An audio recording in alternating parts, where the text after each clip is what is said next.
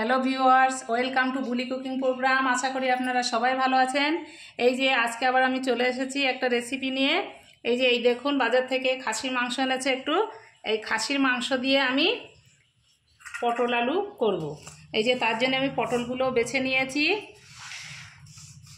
আর 2 piece আলু দিয়ে দিয়েছি, কারণ খাসির মাংসে আলু দিলে বেশ খেতে খুব ভালো লাগে। ওই জন্য আমি 2 পিস আলু নিয়ে নিয়েছি। আজকে আমি পটল দিয়ে আলু দিয়ে খাসির মাংসের রেসিপি করে দেখাবো। আর যারা দেখছেন তারা কেউ ভিডিওটা না টেনে দেখতে থাকুন, কিভাবে আমি পটল আলু দিয়ে খাসির মাংস করব। দেখলে আশা করি ভালো লাগবে। প্রথমে আমি পটলে লবণ হলুদ মাখিয়ে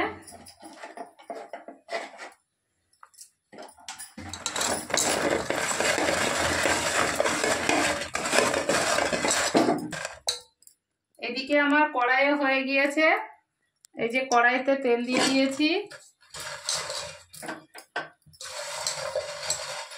তেল দিয়ে পটলগুলো ভেজে নেব। আমি কিন্তু পটলগুলো সব আস্তেই রেখে দিয়েছি।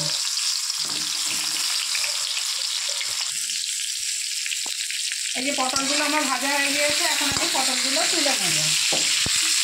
আর এই আস্ত পটলে কিন্তু আমি 2 সাইড একটু মুখ কেটে নিয়েছি। পটলগুলো আস্তে আস্তে দেবো, ওই জন্যে মুখগুলো একটু কেটে নিয়েছি।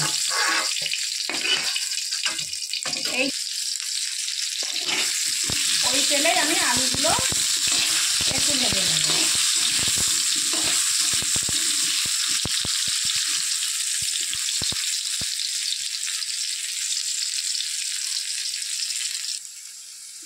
এই যে আলুগুলো আমার ভাজা হয়ে গিয়েছে, এখন আমি আলুগুলোও তুলে নেব। এই যে তেলটাও আমার হয়ে গিয়েছে, এখন আমি তেজপাতা দিয়ে দিলাম। এই যে এতে আমি সব একসঙ্গে গুঁড়ো করে নিয়েছি, এলাচ, দারচিনি, লবঙ্গ আর গোলমরিচ।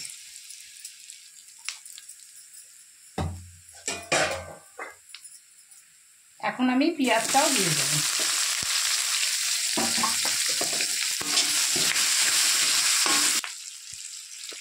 পেঁয়াজটাও দেখুন লাল লাল করে ভাজা হয়ে গিয়েছে। এই যে এখন আমি রসুন দিয়ে দিচ্ছি, রসুন বাটা, এই যে আদা বাটা আর কাঁচা লঙ্কা।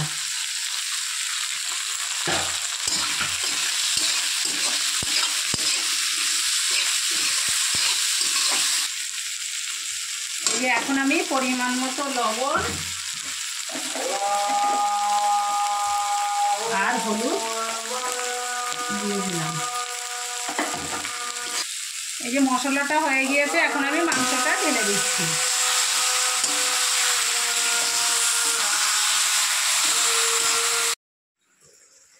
এই যে দেখুন, মাংসটা আমার সিদ্ধ হয়ে গিয়েছে, পুরো মাংসটা তৈরি হয়ে গিয়েছে। এখন আমি এই যে আলু আর পটলটা ভেজে রেখে দিয়েছিলাম সেটা দিয়ে দেব। আর এই খাসির মাংস করার সময় সবসময় খেয়াল রাখবেন যে এই মাংসের যে জলটা দেবেন সেই জলটা যেন গরম হয়।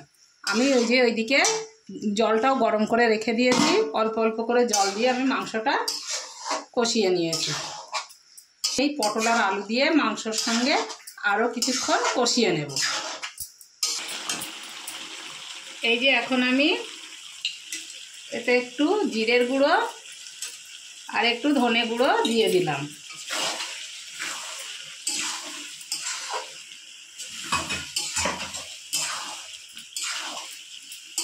মাংসটা আমার পুরো সিদ্ধ হয়ে গিয়েছে, এখন আমি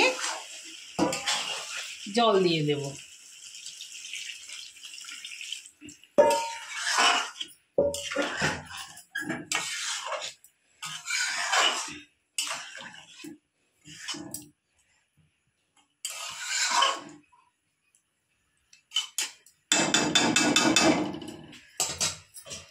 এই যে জল দিয়ে ঢাকনা দিয়ে রেখে দেবো বেশ কিছুক্ষণ।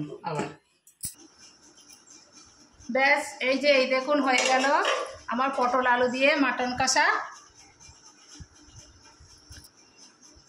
আর এই যে পটল আলু দিয়ে মাটন কষা একবার আপনারা এইভাবে খেয়ে দেখবেন, এটা কিন্তু খেতে খুবই ভালো লাগে। আর যারা এতক্ষণ ধরে ভিডিওটা দেখছেন তাদের অশেষ ধন্যবাদ।